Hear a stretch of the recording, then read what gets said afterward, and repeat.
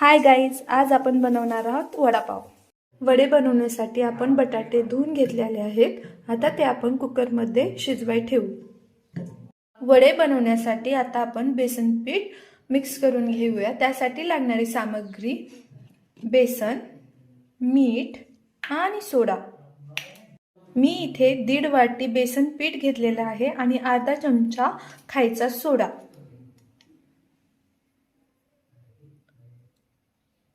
आणि चवीनुसार मीठ। त्यात पाणी टाकून त्याची कन्सिस्टन्सी मीडियम ठेवायची आहे, जास्त पातळ करायची नाही। आता आपण पाहूया वडापाव बनवण्यासाठी लागणारी शेंगदाण्याची चटणी। तर इतर सामग्री शेंगदाणे भाजलेले, खोबरं, लसण, मीठ आणि लाल तिखट। सर्व आता आपण मिक्सरच्या भांड्यात काढून घेऊया।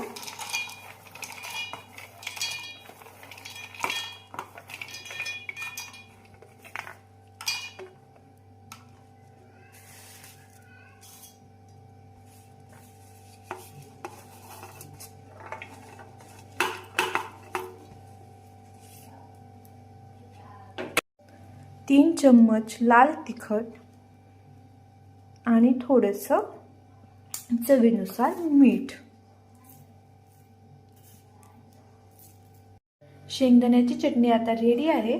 आपले बटाटे शिजूनही तयार आहेत। आता आपण पाहूया त्यावरची साल काढून घेऊया। बटाटे मस्त शिजलेले आहेत। आता आपण त्यावरची साल काढून घेऊया।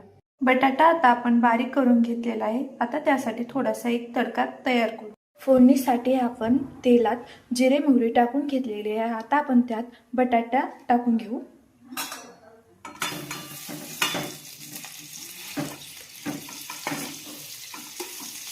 आपण त्यात 1 चमचा हळद आणि 2 चमचे लाल तिखट टाकलेला आहे। आता आपण त्यात चवीनुसार मीठ टाकून घेऊ।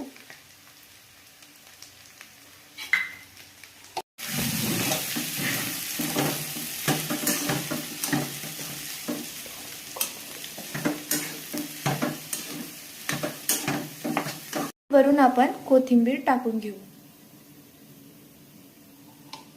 आता आपले वडे तयार आहेत। आपल्याला हे वडे बेसन पिठात डब करून तेलात सोडायचे आहेत।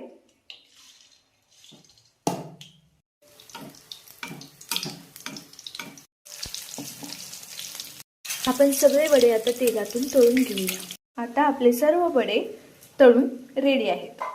आपला वडापाव आता रेडी आहे।